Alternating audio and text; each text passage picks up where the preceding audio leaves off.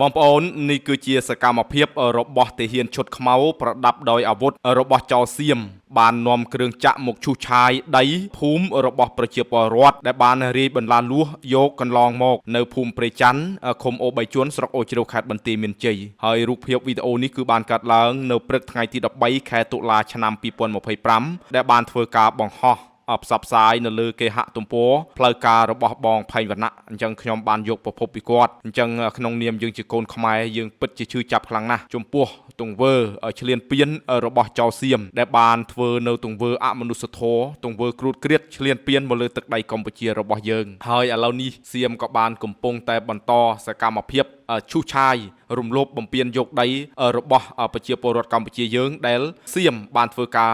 រាយបន្លាលួសពុតយកបាទកាលពីពេលកន្លងទៅប៉ុន្តែយ៉ាងណាក៏ដោយថ្នាក់ដឹកនាំរបស់យើងលោកក៏មិនបានបាទឈរអបដៃមើលនៅស្ងៀមនោះទេបានកំពុងតែធ្វើសកម្មភាពដោះស្រាយគ្រប់យុទ្ធសាស្ត្រនយោបាយតាមរយៈការទូតប្តឹងទៅកាន់សមាគមអន្តរជាតិប្តឹងទៅកាន់ច្បាប់អន្តរជាតិបងប្អូនត្រូវដឹងថាมันមានច្បាប់ឯណាដែលគ្រាន់តែយកបន្លាលួសមកពុតលបងយកដោយឯកតោភាគីនឹងคล้ายទៅជាកម្មសិទ្ធិផ្ដាច់មុខនោះទេ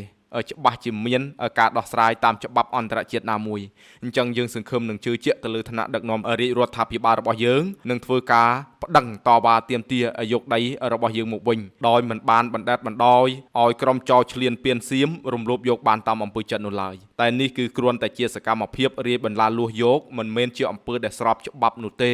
បងប្អូនសាកស្រមៃមើលបើសិនជាសុកបងប្អូនបើយកលបងបន្លាលួសទៅពុតយកដីអ្នកជិតខាងយើងតាមអំពើចិត្តដោយឯកតោភាគីតើយើងយកបានទេវាត្រូវតែមានការដោះស្រាយគ្នានៅលើប្រព័ន្ធច្បាប់និងប្រព័ន្ធតុលាការដូចគ្នាដូច្នេះសង្ឃឹមថារឿងនេះនឹងត្រូវបានដោះស្រាយកាត់ក្តីនៅលើប្រព័ន្ធតុលាការអន្តរជាតិជាពិសេសគឺច្បាប់អន្តរជាតិតែម្ដង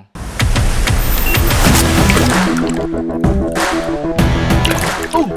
រស័ព្ទអីបងអូ Samsung Galaxy A07 នេះ